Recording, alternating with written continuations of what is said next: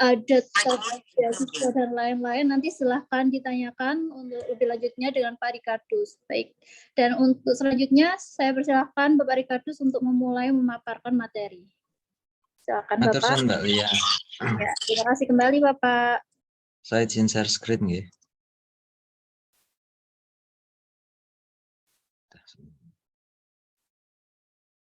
Jadi selamat siang teman-teman semuanya. Ternyata ada mahasiswa baru, Mas Ali, dan beberapa mahasiswa yang mungkin belum hadir ke sini. Di sini sudah ada Mbak Nadila, Mas Angga, itu, Mas Yoga. Oke. Acara hari ini sebenarnya untuk pengarahan ke orang tua. Tetapi karena kita PJJ dan kita melihat bahwa PJJ itu sebagian besar semuanya sudah senior-senior kayak gitu, maka nggak masalah lah kalau misalkan jenengan yang hadir. Yang penting bisa bertanggung jawab dengan apa yang sudah diambil, yaitu kalau kuliah ya sampai lulus kan kayak seperti itu. Jadi mungkin teman-teman sebelumnya pernah mendapatkan ini cerita tentang apa yang akan saya buka. Cuma sebelumnya perkenalkan, saya Rikardus Anggi. Saya lulus S1 dari Udinus, S2 dari Malaka, S3 dari Jogja. Nah, tadi Mas Ali bercerita bahwa Mas Ali fokusnya tentang computer vision. Sebenarnya ya, kenapa saya senang ya? Gara-garanya saya juga fokus tentang computer vision. Mungkin kalau misalnya ada orang tua di sini, computer vision itu apa? Kalau misalnya computer vision itu salah satu mata kuliah yang nanti itu kalau di S1 PJJ itu nanti diambil ada image processing-nya. Image processing, ada data mining, nah penggabungan dari itu semuanya. Terus saya next ya. Ya, kalau tadi sudah disampaikan bahwa Udinus itu sekarang nggak cuma ada di Semarang, ada juga di Kediri, dan yang terakhir muncul kampus, ya mungkin cabang kampus di Mataram. Tapi kampus di Mataram ini yang diperuntukkan untuk teman-teman yang ada di Lombok, karena Udinus untuk Prodi PJJ ini diberi izin dari pemerintah Lombok, Palu, Gorontalo. Terus kenapa kok yang Jakarta Nias diterima? Karena kita berpikir bahwa untuk menggerakkan pendidikan jarak jauh itu bisa untuk semuanya. Cuman tetap fokus kita yang di 3 izin tadi, sehingga kita memberi lokasi tempat. Kalau misalkan ada pertanyaan yang membutuhkan tentor, di sana ada. Hanya saja mohon maaf yang di Nias, yang di Jakarta mungkin nggak bisa seperti itu. Nah, kenapa Udinus? Mungkin jenengan semuanya memilih karena mungkin pertama melihat dari akreditasinya. Sekarang akreditasinya unggul, yang mungkin juga melihat dari kampus IT yang dikenal nomor 1 se-Jawa Tengah, sekarang nasional, seperti itu. Kurikulumnya berbasis teknologi karena kita semuanya basis kita komputer, dan lokasi kita ada di tengah kota, baik itu kita di Kediri itu di tengah kota, di NTB itu di Grand Lingkar, itu menurut saya masih tengah kota. Mbak Nadila mungkin yang tahu jelasnya ya.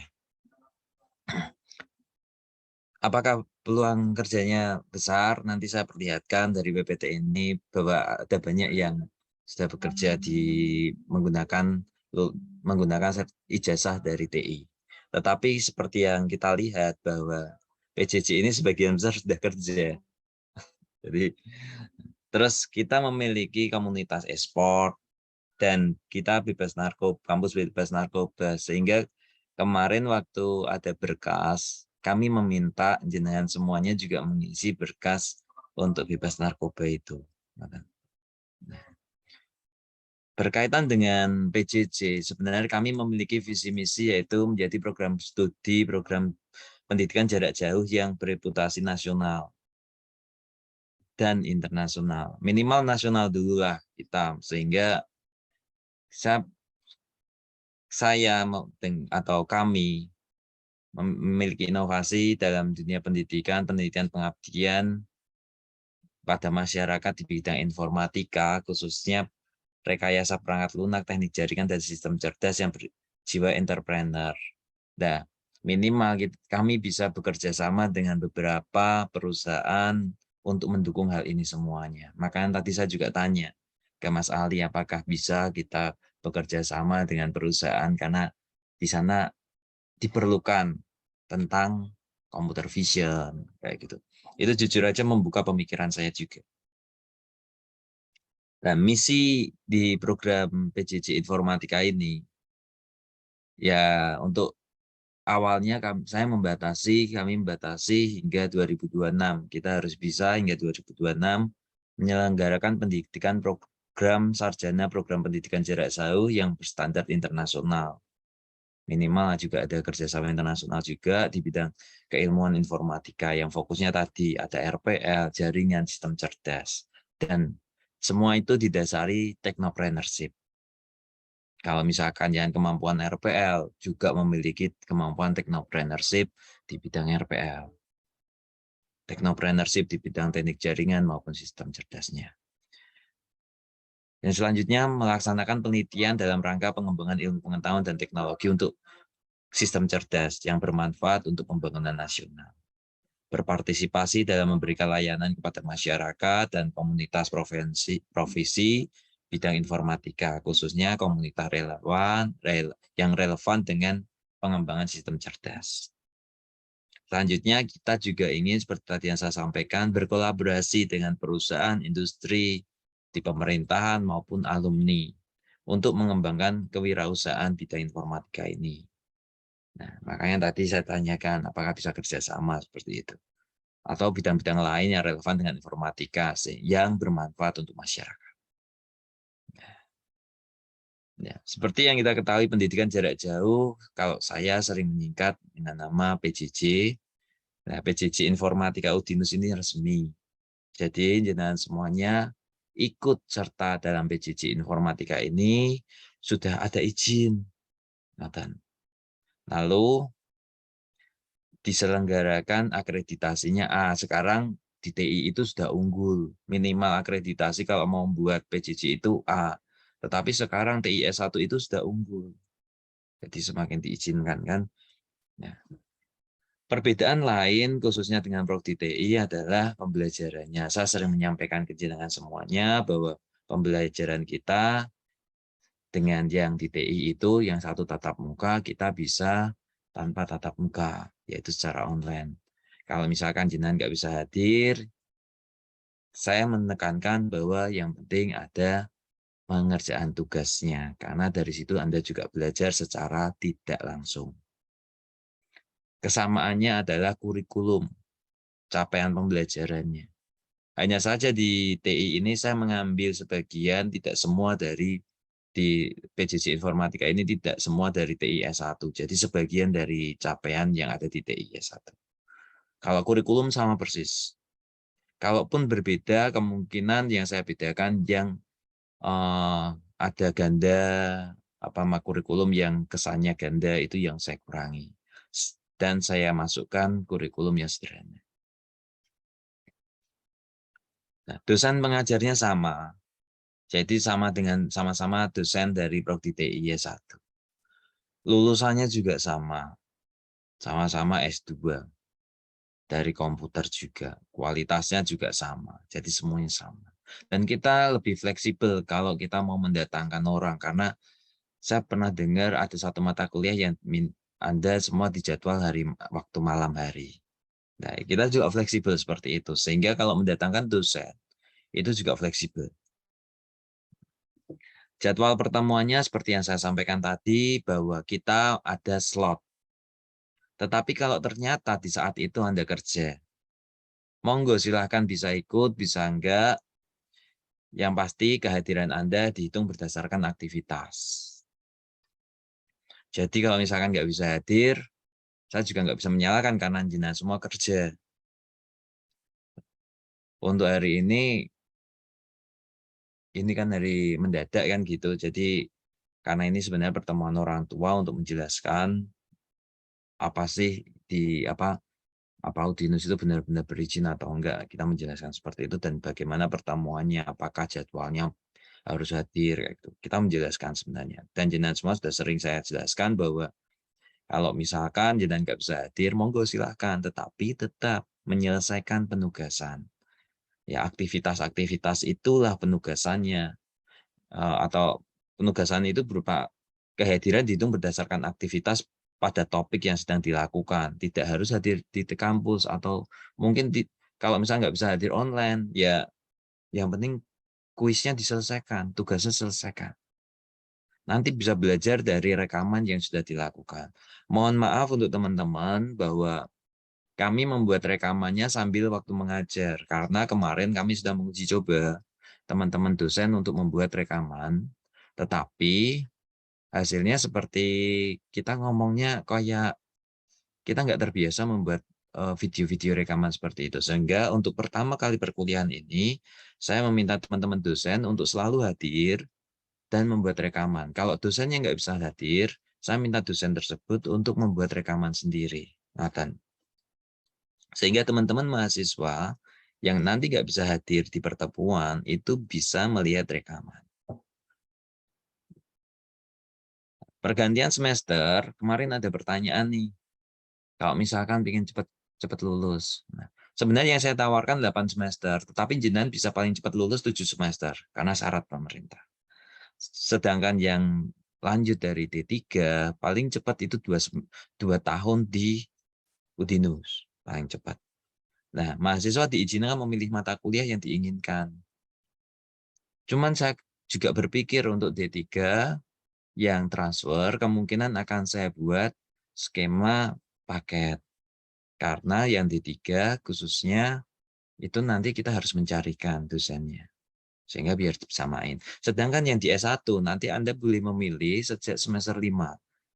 Kalau yang di TI semester 3, saya meminta di sini semester 5 karena mempersiapkan dulu.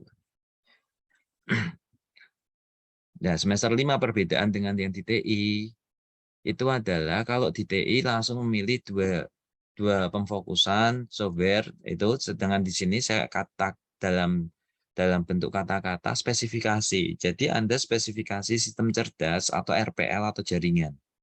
Pada saat jenengan mengambil spesifikasi sistem cerdas, jadi spesifikasi pertama jenengan wajib mengambil itu dan keduanya harus di spesifikasi pertama harus pernah diambil kayak gitu. Terus juga ada pilihan mata kuliah pilihan ya, saya bebaskan jenengan memilih mata kuliah macam-macam. Cuman saya memberi kesempatan 4 mata kuliah, hanya 4 mata kuliah. Lulus bisa lebih cepat kalau jenengan memiliki sertifikat. Nah, sertifikat ini itu berdasarkan kesepakatan antar dosen. Jadi dosennya mengakui enggak sertifikat itu. Sehingga itu bisa mengganti SKS mata kuliah. Nah, kan mengurangi nih. Tapi tetap dalam 7 semester kalau di SMA. Kan lumayan. Peminatan, seperti yang saya sampaikan tadi, peminatan kami ada 3. Sistem cerdas, rekayasa perangkat lunak, teknik jaringan. Semuanya berbasis teknopreneurship.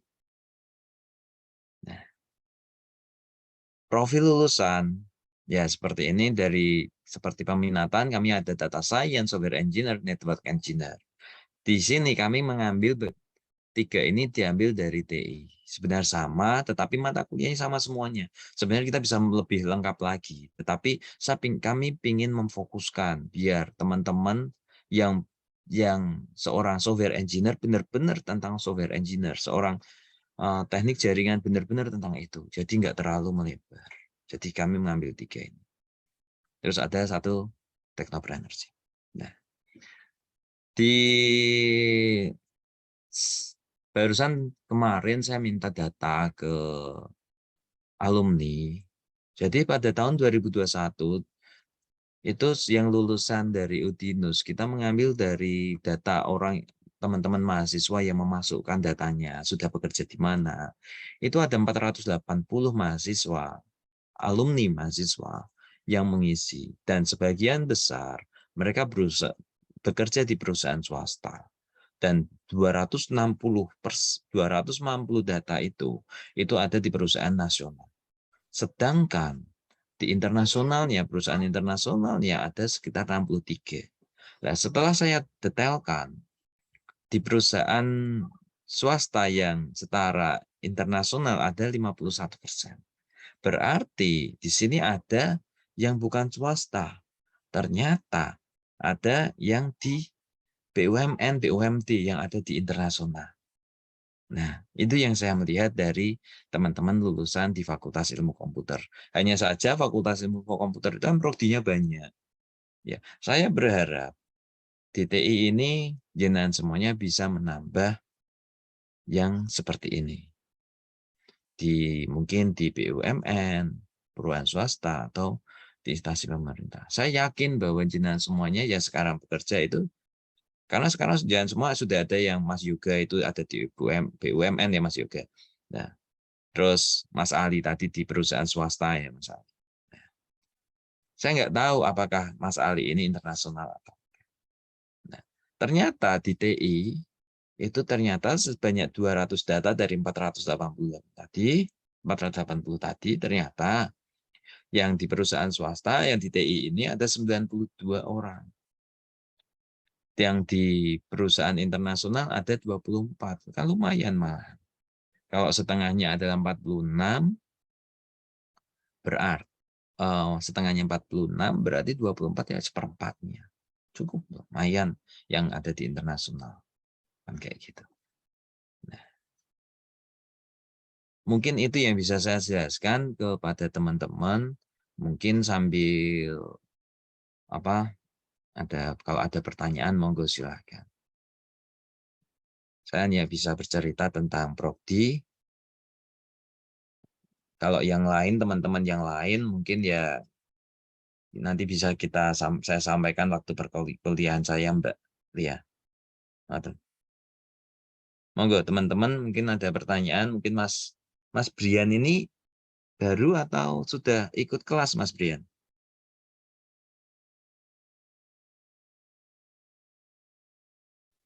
Di sini yang Baru join, Pak. Baru ya. Kalau yang sudah saya tahu itu kan Mas Nur ya. Cuman saya jarang ngobrol dengan Mas Nur. Nanti Kak, Mas Nur ada bisa ngobrol sebentar Mas Nur? Bisa, Pak, bisa. Oke. Nah, ini Mas Nur ini saya juga jarang ngobrol karena ya Mas Nur ini sering bekerja kalau pagi. Karena kelas kita kan pagi. Nah, Mas Nur kerjaannya di mana Mas Nur? Saya di Cikarang, Pak. Nah, Cikarang. Mas Ali juga di Jakarta. Bidang apa Mas Nur? Software atau apa? Manufaktur ini elektronik. Oke. Kalau Mas Brian kerjanya di mana Mas Brian? Saya masih mahasiswa, Pak. Oh, masih Tapi mahasiswa. mengambil kuliah di program PJJ Informatika. Asal mana Mas? Unta, Universitas Tarumanegara. Tarumanegara dulu ya. Oke. Ya sebenarnya macam-macam di sini yang masih mahasiswa juga Mbak Nadila ini Mas Brian. Jadi Mbak Nadila ini kemarin bercerita ngambil 2 perkuliahan itu. Nah, jadi di perkuliahan kita ini saya memang kalau dikatakan membebaskan ya karena itu konsep dari PJJ. Monggo jenengan yang bisa hadir silahkan hadir. Tapi yang nggak bisa hadir tetap harus mengerjakan aktivitasnya, tugas-tugasnya. Yang bisa hadir mungkin manfaatkan untuk bertanya, jangan cuma hadir. Ya itu yang ingin saya tekankan bahwa PJJ ini untuk mempermudah jenengan semuanya yang memiliki kendala waktu dan ruang. Itu yang ingin saya tekankan ke teman-teman. Mas Brian, Mas Nur, ya di sini Mas Aditya juga. Mas Aditya, apa kabar? Iya Mas, sehat Mas. Alhamdulillah. Monggo silakan ada pertanyaan Badan tentang ini. Jadi sebenarnya Izin, tadi Mas kalau Kardus. monggo. Mungkin saya ingin bertanya dikit mengenai tadi untuk jadwal, Pak ya. Nggih. Kalau jadwal mungkin dari sebagian yang PJJ itu kan memang bekerja rata-rata. Nggih. Harapan saya sih awalnya memang kelasnya mungkin di sore hari atau setelah jam kerja.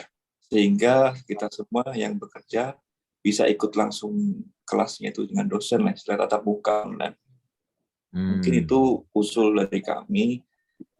Dan Pak Fahri kemarin juga yang mata kuliah dasar pemrograman juga kami semua mahasiswa disepakati untuk berubah jadwalnya di malam hari. Oke. Bisa seperti itu. Nanti kami pikirkan bersama, Mas. Jadi untuk saat ini memang kemarin saya kalau misalkan membuat jadwal malam, takutnya dosen-dosen ada yang tidak berkenan. Kayak gitu, Mas. Terus yang kedua, saya, Pak Catur, kalau malam juga sering ada kelas. Mas juga. Ya, Jadi itu mungkin kesepakatan dengan masing-masing gitu, Mas. Makanya kalau misalkan memang nggak bisa hadir, saya selalu menyampaikan nggak masalah. Yang penting kalau ada pertanyaan, silakan tanyakan langsung ke dosen masing-masing mawon. Mungkin untuk sekedar apa sih maksudnya ini kayak gitu nggak apa-apa, monggo silakan. Cuman kalau misalkan saya membuat jadwalnya nanti di malam, ada beberapa hal yang harus dipikirkan selain jadwal khusus untuk dosen-dosennya. Kegiatan dosen kan juga banyak. Kalau saya jujur aja, saya kalau malam ada kelas, ya kelas di reguler S1 enggak sih, tapi kelas di yang pasca yang lain itu ada. Jadi saya nggak bisa untuk hadir. Terus kalau misalkan kalau beberapa dosen yang lainnya seperti Bu Yani kayak gitu, itu saya melihat dari sisi jadwal dia yang banyaknya biasanya di pagi nggak mau malam, berarti akhirnya saya memilihkan pagi ngoten juga, Mas. Terus kalau yang Mbak Gustina itu biasanya kalau malam, kalau setahu saya dulu itu kalau malam dia ada kegiatan juga, makanya waduh kalau misalkan tak ganti kalau kasih malam gimana, kemungkinan bisa paling ya sore. Hanya saja karena ini sudah berjalan dengan jadwal yang seperti itu, kan kita nggak bisa mengubah KRS, mengubah jadwalnya. Mungkin nanti meminta kesepakatan aja dengan dosen-dosen, Mas Yuga. Itu yang bisa saya sampaikan kayak gitu. Untuk kedepannya mungkin nanti coba saya tanyakan lagi ke dosen-dosen lain, apakah bisa seperti itu. Cuman karena kebijakan dari saya selaku Kaprodi menyampaikan bahwa kalau misalkan jenengan nggak bisa hadir, ya monggo, tetapi penugasan tetap ada. Kalau nggak paham, silahkan tanya ke dosennya. Ya, kenapa saya selalu meminta dosen-dosen untuk selalu hadir dulu, karena kami harus membuat rekaman. Sedangkan dosen-dosen kalau misalkan buat rekaman di waktu khusus, mereka harus menyita waktu khususnya itu, Mas. Makanya dan buat rekaman pada saat kelas, nggak apa-apa. Cuma nanti rekaman itu harus bisa ditampilkan, bisa dilihat teman-teman mahasiswa yang lain. Mungkin cara saya kayak gitu dulu nggih, Mas Yoga dan teman-teman. Oke, Mas. Mungkin satu lagi, Mas. Monggo nggak apa-apa. Ada nggak misalkan nanti PJJ yang untuk S2-nya, rencananya kemungkinan? Terima kasih. Sebenarnya banyak yang meminta. Jadi syarat untuk PJJ seperti tadi yang saya sampaikan, prodi yang menaunginya dulu itu kan seperti ini, PJJ Informatika ini sama seperti PJJ TI ya. Seperti TI S1 ya. TI S1 itu harus A dulu, mendapat akreditasi A. Nah, di S2 MTI Udinus itu masih B. B ya Mas Angga ya? Masih B. Sehingga kalau MTI-nya itu menjadi A, itu kemungkinan nanti akan diusulkan untuk PJJ, Mas. Untuk saat ini di MTI-nya itu masih 50%, 50%. Kemungkinan kayak gitu. Ngoten, Mas. Baik, Mas. Terima kasih. Ya saya senang kalau sudah berpikir ke arah sana sih. Berarti minat yang S2 sudah mulai banyak kan kayak gitu. Biar komplit maksudnya udah semua, Mas. Sudah ping telu ning anu ya. Oke, monggo silakan yang lain.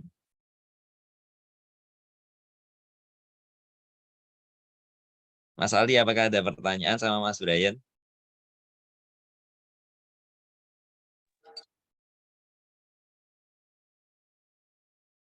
Monggo Mas Ali, Mas Brian, Mbak Nadila, Mas Nur. Jadi kemarin pada saat saya menyampaikan ke beberapa teman mahasiswa, PJJ-nya ini gimana sih? Gitu. Ada mata kuliah game developing.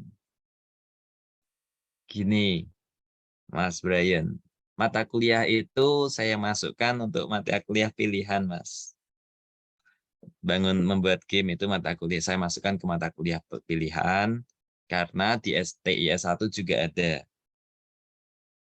Jadi kemungkinan nanti jenengan bisa ngambil di semester 6, 7, atau 8. Hanya saja kalau targetnya 8 sudah lulus, berarti 6 atau 7.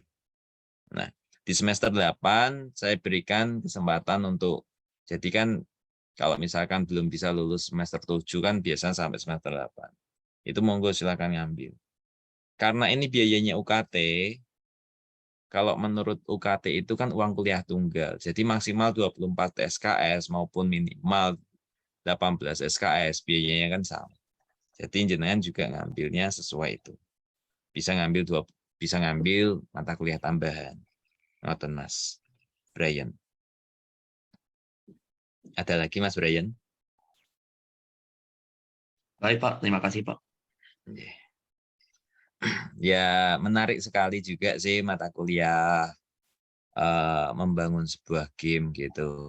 Di sini juga sudah ada.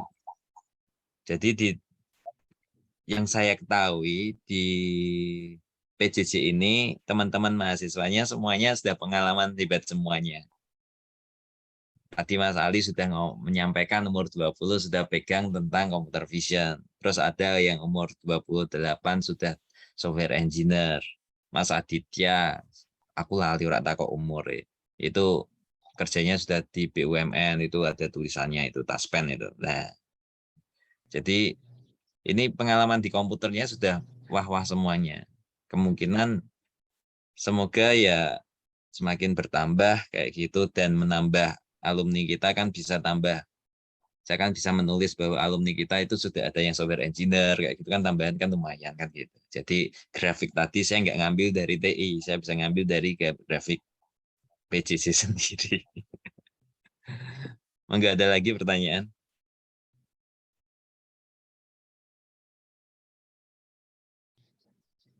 Pak, mau nanya. Silahkan Mas Nur. Mas Kemarin Ayo. tuh ada mata kuliah dasar komputasi tuh di set presensinya tuh pas Zoom doang, Pak. Jadi saya kemarin nggak bisa presensi, itu gimana? Oke, nggak apa-apa. Nanti saya sampaikan. Karena yang present saya sudah menyampaikan ke beberapa dosen, itu biasanya refleks Mas kayak gitu. Karena kan kami semua juga ngajar di TI 1 juga ya. Jadi ya nanti saya sampaikan itu juga semua bahwa jenengan semuanya bisa presensi selama 24 jam itu aja. Baik. Atau 1 minggu. Karena kalau tugas saya selalu minta terus dia kasih waktu 1 minggu untuk teman-teman mengerjakan. Karena gini, teman-teman mengerjakan itu pastinya kan harus mempelajari dulu apa sih yang diharapkan kan kayak gitu. Dan di situ yang saya ambil sebagai pembelajaran mandiri. PJJ itu ya ada, kita bisa secara langsung dan secara tidak langsung. Nah, tidak langsungnya yaitu belajar mandiri seperti itu Mas. Nah, cuman absensinya biasanya ada dosen yang lupa nyeting settingannya ke log hanya di waktu perkuliahan. Nanti saya minta untuk dibukakan. Ngoten Mas Cahyo. Baik Pak, terima kasih. Ada yang lain? Monggo silakan. Oke, kalau misalkan nggak ada, saya kan punya grup grup yang ada nama saya itu saya pakai untuk grup kelas juga, mohon maaf ya. Kemarin saya sudah membuat grup untuk kelas, nggak ada yang masuk, terus saya langsung kirim ke situ. Jadi sebenarnya grup yang untuk teman-teman semua ada yang D3, ada yang ditransfer dari D3, dan ada yang reguler S1 aja. Itu kalau misalkan ada pertanyaan, silakan ngobrol di grup, nggak masalah. Nanti kalau saya pas nggak bisa jawab, itu ada Pak Erwin, ada Pak Catur yang ada di dalam situ, sehingga nanti bisa merespon jenengan.